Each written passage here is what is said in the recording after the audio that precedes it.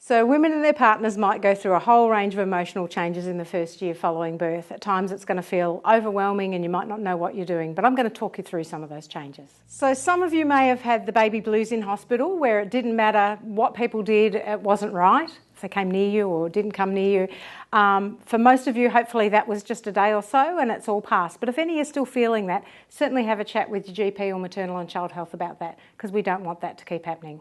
So up to 16% of mums may suffer depression after having their baby, and it's really hard to tell in those early weeks, are you just adjusting to a new baby and sleep deprived and things like that, or is it actually depression? So I guess keep an eye on that in those early weeks, and if you find that that's keeping on going, or if you're angry or irritable or just not enjoying your baby, certainly reach out and tell someone, because we don't want that to keep going.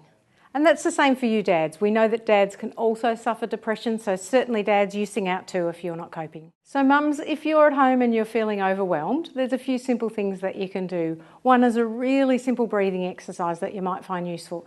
Take a deep breath in for 3, hold for 3, let it out for 3. That just resets your breathing and slows you down if you're having one of those days. Some of the other things that you can do if you're feeling overwhelmed with your baby is put your baby in a safe place and then take yourself off to another room. You might walk out to the washing line, put the kettle on, make a cuppa. Just do something that slows things down and while you regroup, and then you can come back and tend your baby. It's a really good idea to keep in touch with other parents, to share tips and tricks. Have any of you put your prams up yet on your own? That's one thing that's really good to practice. Because sometimes they're not so easy to do. I remember leaving mine in the car park thinking I didn't really want that pram at all in the end because I couldn't get it down after a shopping trip. So talk to your friends, find out, and the other mums, find out where they're going for their coffees, which doorways are wide enough for your pram and things like that, where you can breastfeed when you're up the street or bottle feed and change your baby. So make sure you keep in touch with other mums and share those tips and tricks, because that'll make life so much easier.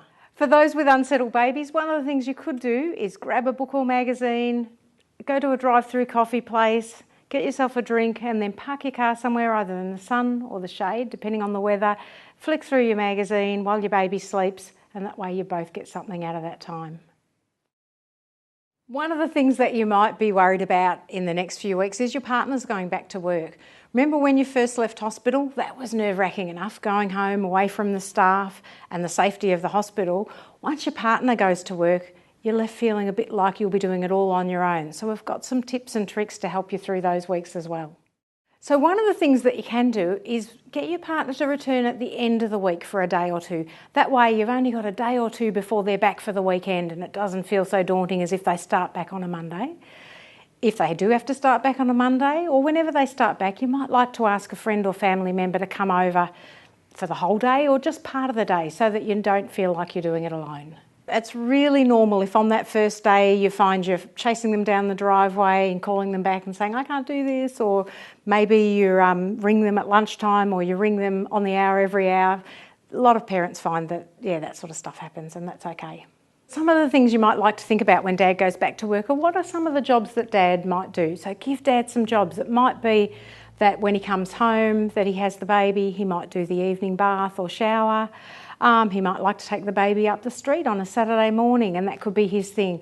And it's really important that when you give Dad a job, you don't stand over him, watching him, criticising him for what he is doing. So if he doesn't tuck the flaps in on the nappy and poo goes everywhere, then he gets to clean it up. Then he knows not to do it next time. Much better than us nagging. One of the things that families often get a bit pressured is thinking about getting all these routines and that happening. We need to get these happening before Dad goes back to work, and they lose those early weeks at home just enjoying getting to know each other and being a family. There's plenty of time for all that. Just really enjoy the time when Dad is there, and then the rest will start to fall into place as you get into some routines when the baby gets a bit bigger.